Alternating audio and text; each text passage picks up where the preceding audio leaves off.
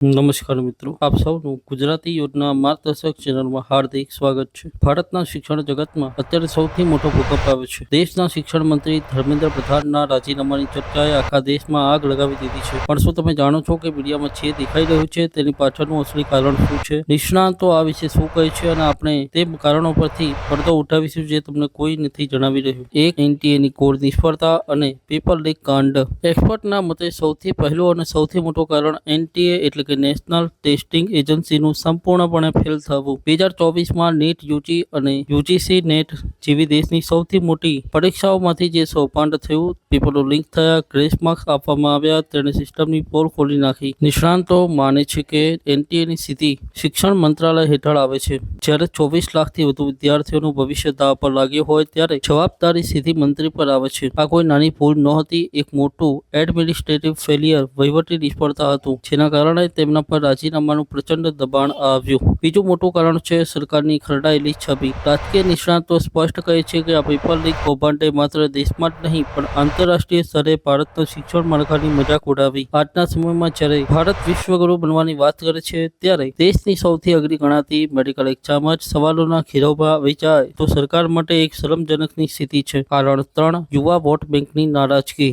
મિત્રો, ભારતમાં યુવા વોટ બેંક કઈ પણ સરકારને બનાવી કે પાડી શકે છે। લાખો વિદ્યાર્થીઓ અને તેમના માતા પિતા રસ્તા પર ઉતરી આવ્યા। સોશિયલ મીડિયા પર મંત્રીના રાજીનામાની માંગ ટ્રેન્ડ થવા લાગી। પોલિટિકલ એક્સપર્ટ માને છે કે જો સરકારે આ સમયે કડક પગલાં ન લીધા હોત તો આવનારી ચૂંટણીઓમાં તેમને યુવાનોનો ભારે વિરોધ સામનો કરવો પડત। પ્રજાનો ગુસ્સો શાંત કરવા અને અમે તમારી સાથે છીએ એવો સંદેશ આપવા માટે આ પગલું લેવું અનિવાર્ય બની ગયું હતું। કારણ 4, વિપક્ષનું ભારે દબાણ અને સંસદમાં હંગામો। નિષ્ણાતોના મતે વિપક્ષે આ મુદ્દાને બરાબર પકડી લીધો હતો। સંસદમાં રોજે રોજ થતો હંગામો, સરકાર પર થતા પ્રહારો, આ બધી બાબતો સરકાર પર બૂમરેંગ બનીને પાછી ફરી। એક મંત્રી બદલવાથી કદાચ ચહેરો બદલાશે, પણ સૌથી મોટો સવાલ એ છે કે શું નવી નિમણૂકથી આપણી સિસ્ટમ બદલાશે? શું ભવિષ્યમાં વિદ્યાર્થીઓની મહેનત પર પાણી નહીં ફરે? તમારા આ વિશે શું કહેવું છે? શું ધર્મેન્દ્ર પ્રધાનનું રાજીનામું જ એકમાત્ર ઉકેલ છે કે પછી આખી શિક્ષણ પ્રણાલી જ બદલવાની જરૂર છે? મને કોમેન્ટમાં તમારો અભિપ્રાય જરૂરથી જણાવો। જો તમને આ માહિતી પસંદ આવી હોય તો વિડીયોને લાઇક કરો, તમારા મિત્રો અને ફેમિલી સાથે શેર કરો અને હા, આવી સાચી અને સચોટ માહિતી માટે આપણી ચેનલને સબસ્ક્રાઇબ કરવાનું ભૂલતા નહીં। મળીએ છીએ આવા જ વિડીયો સાથે। જય હિન્દ।